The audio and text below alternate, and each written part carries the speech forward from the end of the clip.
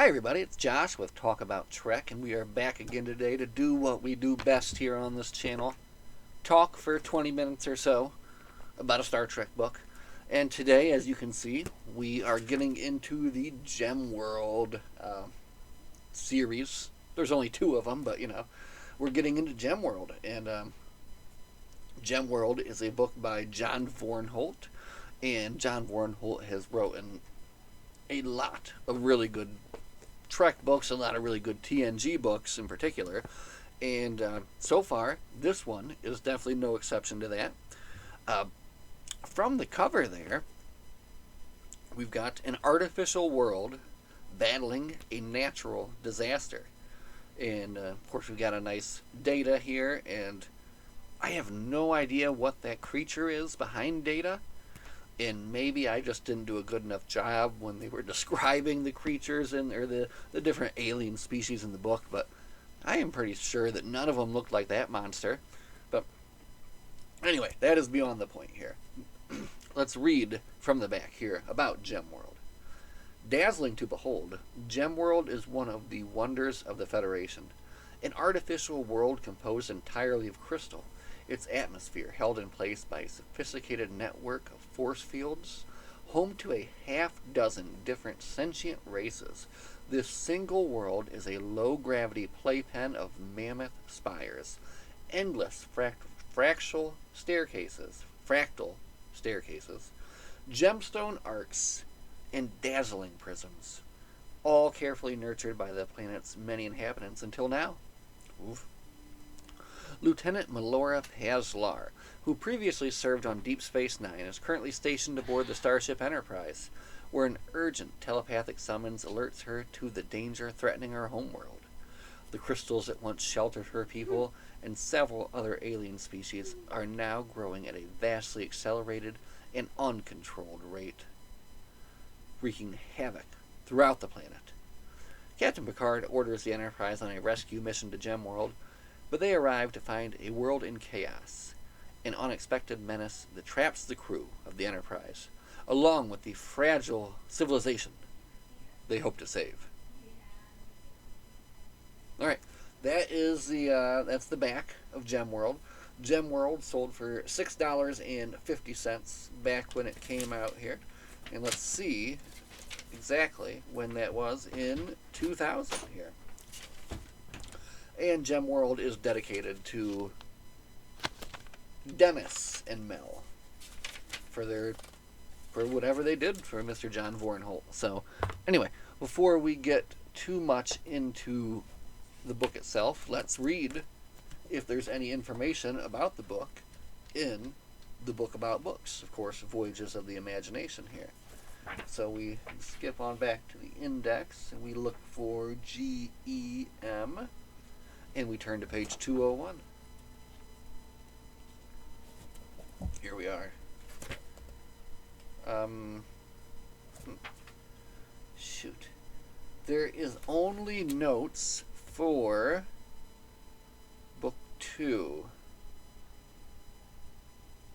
I think it'll be fine. It's not going to spoil anything, right? Right? I'm not going to look at the blurb for book 2 here. You know what? We're gonna save it. We're gonna save it for book 2. All right. So just stay tuned. Coming next, when we talk about book 2, then we'll get to find out what John Vornholt said about the books. But what do I say about the book? I say the book is good. It's a good book. It's a fun book. I had a lot of fun reading it, and again, one of the joys of a Star Trek book is that it can do what a Star Trek series normally cannot do, in which it is showing you absolutely outlandish species, planets, just, all the kinds of things that they wouldn't have the ability or, I guess, budget to show on a real show, So that's what you get with Gemworld. You get this incredible, off-the-wall alien planet that is completely different from anything that we're used to. or that we've kind of seen. Now, we do have a little bit of a glimpse of what this is. Let's see if this works here. And it does not. So, but if you would like to know, Lord, where is it? It's not going to be there. Okay. Anyway, this is basically a book which is, featuring the crew of the Enterprise. And I always have to remind myself, too, that this is the Enterprise E now. We're on the E. The D is long gone at this point. And it's kind of weird because whenever I do read a Star Trek book, a TNG book, I'm still picturing the D at first until I kind of remind myself.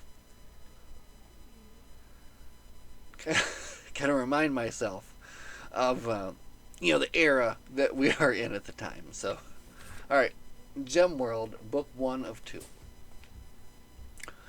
is a Reginald Barclay and Lieutenant Melora Paslar story, right? Which is pretty interesting. So, if you go back and watch Deep Space Nine, there's an episode called Melora, where this, Starfleet officer is coming from a very different type of world, basically a zero-gravity world, right? So she has to move around with a special suit on, and it's a great episode. You can go check it out. And I was going to show you what she looked like, but I failed. I failed at that.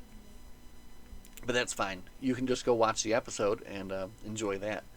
But anyway, I love that this story basically centers on her and Barclay, right? And for me, Barclay was always a character that I did like because he was this kind of fish out of water, right?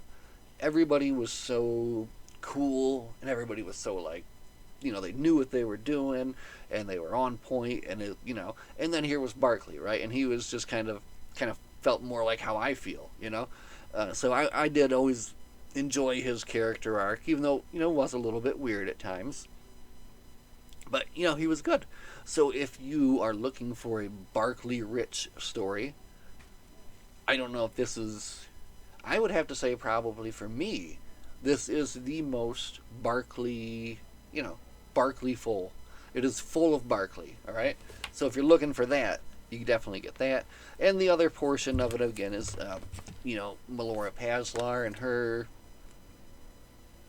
just basically everything that's going on with her, right? And there's a lot going on there. So, aside from that, you get a little Picard data, Troy, some weird stuff going on with Troy. And really, kind of a darker toned book, right? Because they're in the midst of this struggle, and of course it's a 1 of 2, which means that the author can leave it on a darker tone, knowing they can come back and save the day in the next one, which I'm sure is what they're going to do, right? So, that being said, summary before I kind of jump into story spoilers, I would say. Again, a great Enterprise E action entrance. I loved what they did there. The world of Gemworld, very, very interesting. So if you're into multiple different alien species, this has got that going on for you. And just the whole structure of the world itself and the explanation of how it kind of came to be.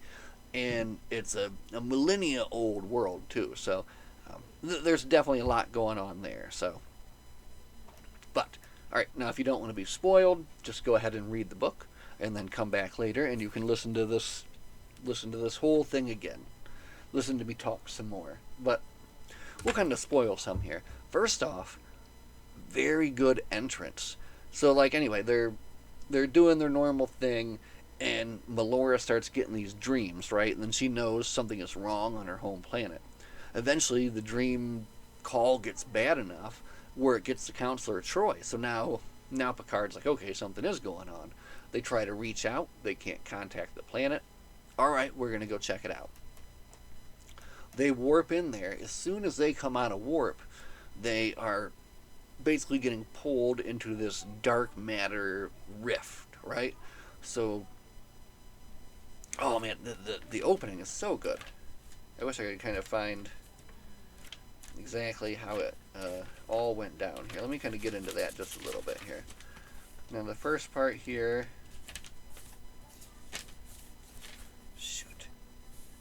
Alright, anyway, I'm just going to paraphrase. Riker goes down. I think Picard goes down. Troy's got to take action. And basically they have to save the Enterprise right before it gets sucked into this rift. They come up with a great way to use the tractor beam to like attach to the planet, and they're able to pull themselves into the planet's atmosphere.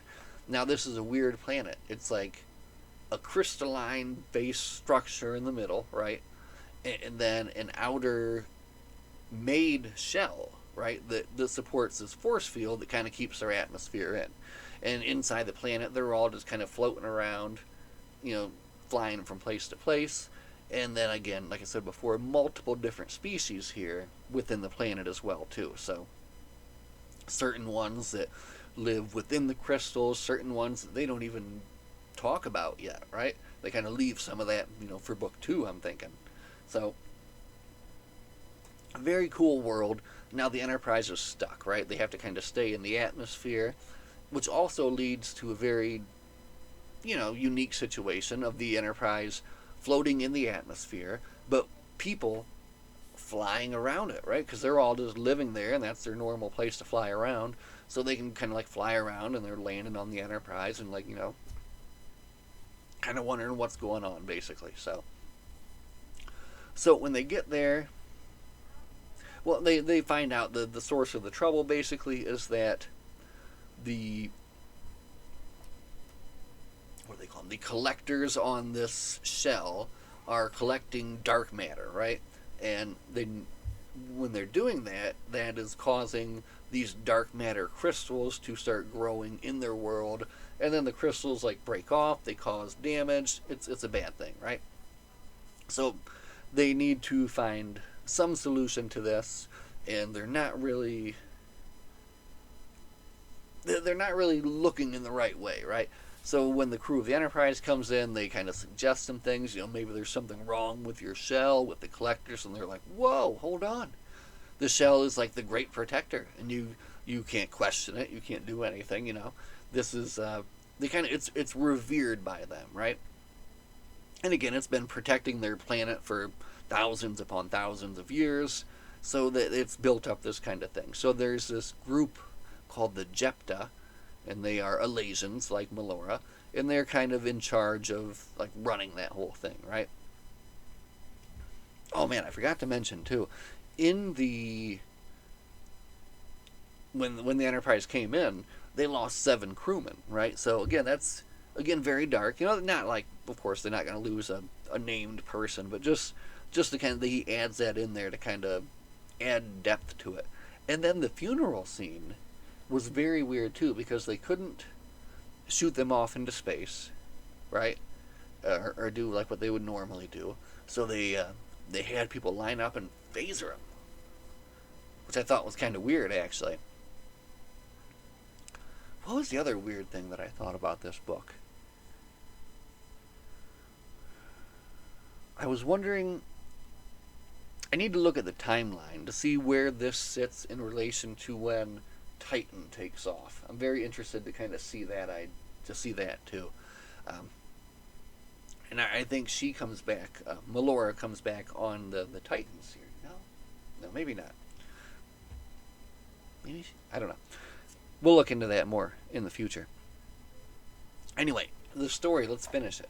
Well, not finish it, but let's continue to tell the story of Gemworld, Part 1. They're stuck on the planet. There's this rift, and they finally kind of get access to the senior engineer, right? And they're going to convince him to, you need to check out the computer code. Something's going on. That's when they find out something is going on with the code, and somebody has set it to basically kind of self-multiply until the dang planet, kills itself pretty much. So now that they know that, and also they know that there's no way to stop it, They're kind of looking for another solution. When they leave the room, they leave the senior engineer in there. He dies mysteriously. We don't know what happened. And when they question, like, the head Jepta about it, what's that dude, Tangra, the head Jepta, Tangra, he's very like, we got a lot of other stuff to do. We're going to worry about that later. So they do present this Tangra Bertorum as a very, you don't know what's going on with him. Maybe he's bad. Maybe he's not bad. I don't know. So you got to watch out for this guy. But in the... how should I put this? Basically, they trick this dude, right? This is kind of an interesting part, too. And this is, I thought, was kind of weird, too, because it just seems like very implausible that this plan would work. So this guy, he's the head of the Jepta, Tangra Batorum. He is basically convinced that the Enterprise has the only ability to solve this problem by blowing up the rift, right? So we need to shoot a torpedo at this thing. Let's do it. So he gets all of his Jeptas to hang around, and they all surround the Enterprise, and they symbolically tie themselves to the Enterprise with ropes, right? So the Enterprise can't raise shields, can't do what it needs to do. So they need a solution for how to kind of trick this dude. And they come up with this very good one of doing a beaming them directly to the holodeck and just simulating everything on the holodeck. So they're like, yes, we agree, we will blow up the rift, come on board, and they beam them on board, and then they simulate blowing up the thing, and they're like, oh, look, it didn't work. And then the guy totally falls for it, right? And he's like, fine, we'll get off your ship, and we'll look for another solution, right? Unfortunately, here's my thought. How about all of his buddies that are outside of the ship right now? They didn't, they wouldn't say, well, we didn't see it fire a torpedo. Anyway, so that plan, of course, they wouldn't have tried it anyway. It's like a very, very bad idea. But they left with no other solution. The Jepta come up with this plan of basically kind of tricking the collectors into thinking that they're getting dark matter still, but they're getting something else. So they send out all of... It's just one of the species there on the planet. They're called the Alpasta. And that's kind of funny now that I think about it. They're called Alpasta, and they're stretchy and stringy like spaghetti.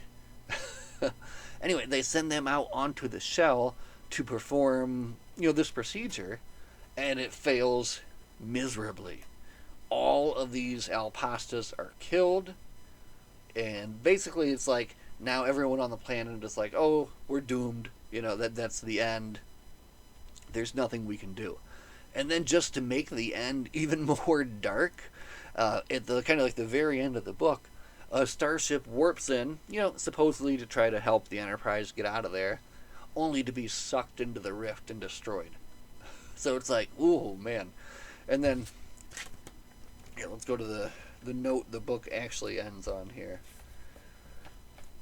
Ends with a nice conference room scene, right? Everybody's kind of getting together. But unfortunately, there's not very good news. Gemworld will be destroyed in only 8 short days. And then the final line of the book here. Gemworld has lived on borrowed time for millions of years, but every loan must be settled someday. I don't know why I said it like that. That was Counselor Troy who said that.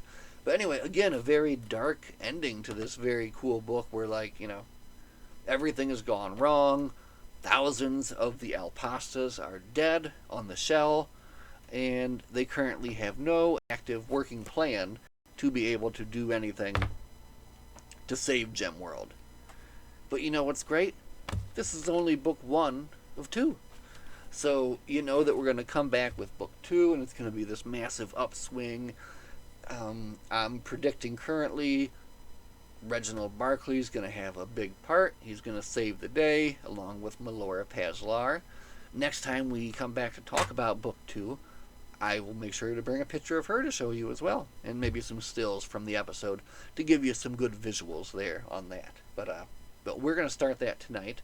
We'll try to take better care of it than I did with this one. Look at that. That's terrible. But you know what? Shoved back onto the bookshelf. No one's ever going to know. Don't drop your books in the shower. Not good for books. Anyway, thanks for hanging out and listening. As always, my friends, live long and prosper, and we will see you guys in the next one. Have a good night.